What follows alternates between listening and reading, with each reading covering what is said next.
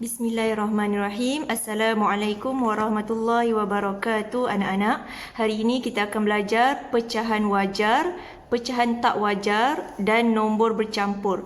Okey, pertama sekali kita tengok apa itu pecahan wajar. Okey, pecahan terdiri daripada pengangka dan penyebut. Pengangka ini di bahagian atas, penyebut adalah di bahagian bawah. Jadi pecahan wajar pengangka kecil daripada penyebut. Okey, pengangka kecil, penyebut besar. Contoh pecahan wajar ialah 1/2. Jadi 1 kecil, 2 besar. Itu adalah pecahan wajar. Manakala kalau pecahan tidak wajar, pengangka besar, penyebut kecil. Okey, contoh pecahan tak wajar ialah 3/2. Okey, di mana 3 besar, 2 kecil. Pengangka besar, penyebut kecil. Itu kita namakan pecahan tak wajar. Okey, pecahan wajar dan tak wajar ni ustazah bagi analogi macam adudu. Okey, pecahan tak wajar, kepala besar, kepala adudu besar, badan dia kecil. Okey, kepala besar, badan kecil, kita panggil pecahan tak wajar. Pengangka besar, penyebut kecil. Dan kalau pecahan wajar, pengangka kecil, penyebut besar. Okey, apa contoh lain bagi pecahan wajar? Okey, contohnya ialah 2/5. Okey, pengangka besar, atas kecil, bawah besar. Okey, kemudian apa lagi? 7/13. Okey, apa lagi contoh pecahan wajar? 7/13 di mana pengangka kecil, penyebut besar. Okey. Kepala dia kecil, kepala adudu ni kecil dan badan dia besar. Okey, apa lagi contoh pecahan wajar? 11.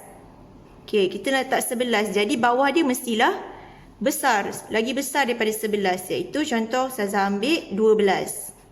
Okey, jadi 11/12 ialah pecahan wajar sebab pengangka iaitu bahagian kepala dia kecil, bahagian penyebut dia besar. Okey, apa contoh pecahan tidak wajar pula? Ingat ustazah sebut pecahan tidak wajar ini adudu, kepala dia besar, badan dia kecil. Okey, apa contohnya? Okey, ustazah ambil 5 jadi mestilah penyebut dia kecil daripada 5. 5/3. Okey, contoh lain ustazah nak ambil nombor yang besar.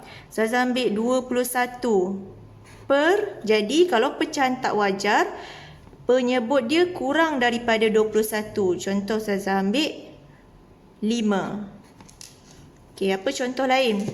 Okey, ustazah ambil 99 jadi kalau pecahan tak wajar, penyebut dia mesti kurang daripada 99. Jadi ustazah ambil 81. Okey, boleh faham? Okey, sekarang kita dah kenal pecahan wajar dan pecahan tak wajar. Kita tengok pula nombor bercampur. Okey, apa itu nombor bercampur? Okey, ustazah tunjukkan satu contoh pecahan nombor bercampur di sini, iaitu kita sebut 1/2. Nombor bercampur ini ialah di mana dia ada nombor bulat,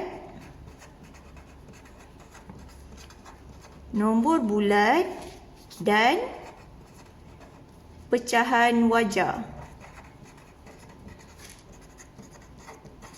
Okey, jadi dekat mana nombor bulat dekat dalam pecahan ini?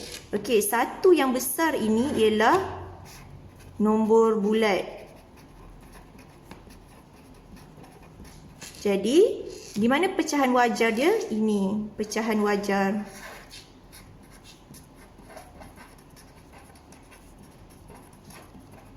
Okey, jadi nombor bercampur ini ialah apabila di dalam pecahan itu terdapat nombor bulat dan pecahan wajar. Okey, apa lagi contoh nombor bercampur? Okey, antaranya 3. Nombor bulat dia 3. 3, 2/3. Okey, 3 ialah nombor bulat, 2/3 ialah pecahan wajar. Okey, kena ingat pecahan wajar tadi ialah pecahan yang pengangka dia, kepala dia kecil, badan dia besar. Jadi 3, 2/3. Okey, apa lagi contoh nombor bercampur? 10. Okey, Ustazah letakkan nombor bulat dia ialah 10. 10, 5/7. Okey. Lagi satu contoh. 81, 5/99. Okey. Okey, jadi sekarang awak dah kenal apa itu nombor bercampur, apa itu nombor pecahan wajar dan pecahan tak wajar. Okey, jadi antum boleh buat buku aktiviti muka surat 57 dan 58.